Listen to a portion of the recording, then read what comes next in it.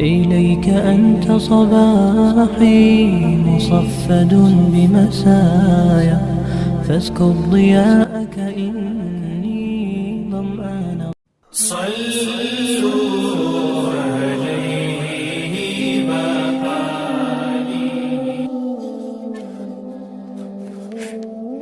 حضرت صلی اللہ علیہ وآلہ وسلم پر وحی کا ابتدائی دور اچھے سچے پاکیزہ خوابوں سے شروع ہوا۔ آپ خواب میں جو کچھ دیکھتے وہ صبح کی روشنی کی طرح صحیح اور سچا ثابت ہوتا۔ پھر من جانب قدرت آپ تنہائی پسند ہو گئے اور آپ نے غار حرا میں خلوت نشینی اختیار فرمائی اور کئی دن اور رات وہاں مسلسل عبادت اور یاد الہی و ذکر میں مشغول رہنے لگے۔ جب تک گھرانے کو دل نہ چاہتا تو شاہ ہمراہ لیے ہوئے وہاں رہتے۔ تو شاہ ختم ہونے پر ہی اہلیہ محترمہ حضرت خدیجہ رضی اللہ تعالی عنہا کے پاس تشریف لاتے اور کچھ توشہ ہمراہ لے کر پھر وہاں جا کر خلوت گزین ہو جاتے۔ یہی طریقہ جاری رہا یہاں تک کہ آپ پر حق منکشف ہو گیا اور آپ غار حرا ہی میں پیام پذیر تھے کہ اچانک حضرت جبرائیل علیہ السلام آپ کے پاس حاضر ہوئے اور کہنے لگے کہ اے محمد پڑھو۔ آپ فرماتے ہیں کہ میں نے کہا کہ میں پڑھنا نہیں جانتا۔ آپ صلی اللہ علیہ وسلم فرماتے ہیں کہ فرشتے نے مجھے پکڑ کر اتنے زور سے کھینچا کہ میری طاقت جواب دے گئی۔ پھر مجھے چھوڑ کر کہا پڑھو۔ میں نے پھر وہی جواب دیا کہ میں پڑھا ہوا نہیں ہوں۔ اس فرشتے نے مجھ کو نہایت ہی زور سے بھیجا کہ مجھ کو سخت تکلیف محسوس ہوئی۔ پھر اس نے کہا کہ پڑھ۔ میں نے کہا میں پڑھا ہوا نہیں ہوں۔ فرشتے نے تیسری بار مجھ کو پکڑا اور تیسری مرتبہ پھر مجھ کو بھیجا، پھر مجھے چھوڑ دیا اور کہنے لگا کہ پڑھو اپنے رب کے نام کی مدد سے جس نے پیدا کیا اور انسان کو خون کی پھٹکی سے بنایا۔ پڑھو اور آپ کا رب بہت ہی مہربانیاں کرنے والا ہے۔ بس یہی آیتیں آپ حضرت جبرائیل علیہ السلام سے سن کر اس حال میں غار حرا سے واپس ہوئے کہ آپ کا دل اس انوکھے واقعے سے کانپ رہا تھا۔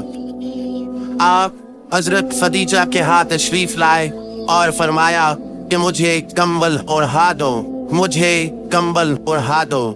لوگوں نے آپ کو کمبل اوڑھا دیا۔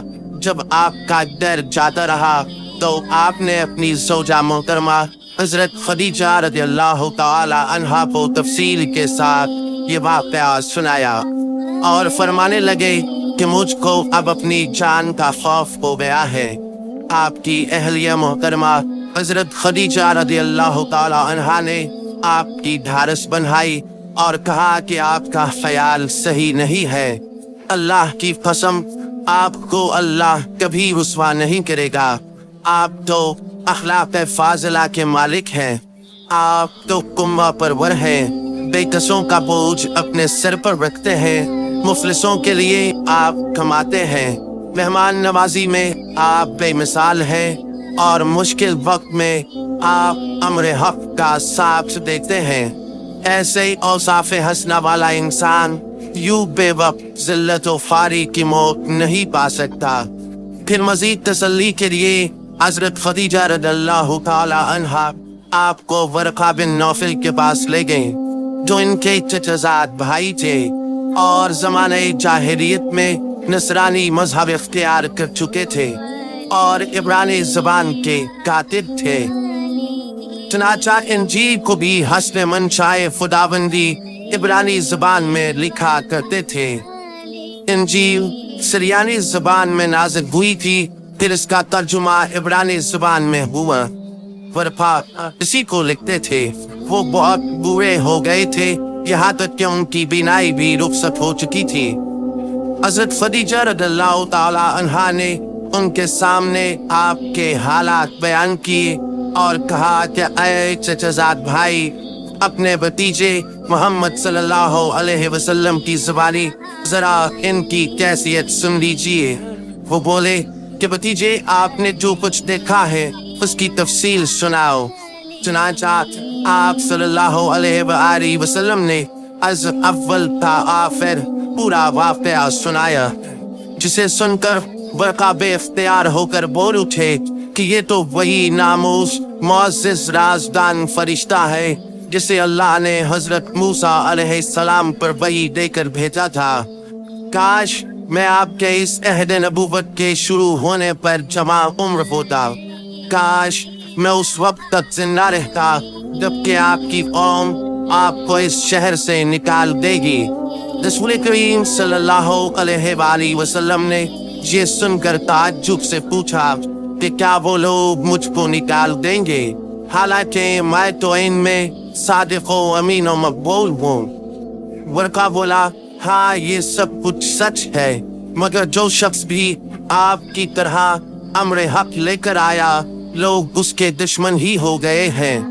اگر مجھے آپ کی نبوت کا وہ زمانہ مل جائے تو میں آپ کی پوری مدد کروں گا، مگر ورقہ کچھ دنوں کے بعد انتقال کر گئے۔ پھر کچھ عرصے تک وحی کی آمد موقوف رہی۔ صحیح بخاری حدیث نمبر 3۔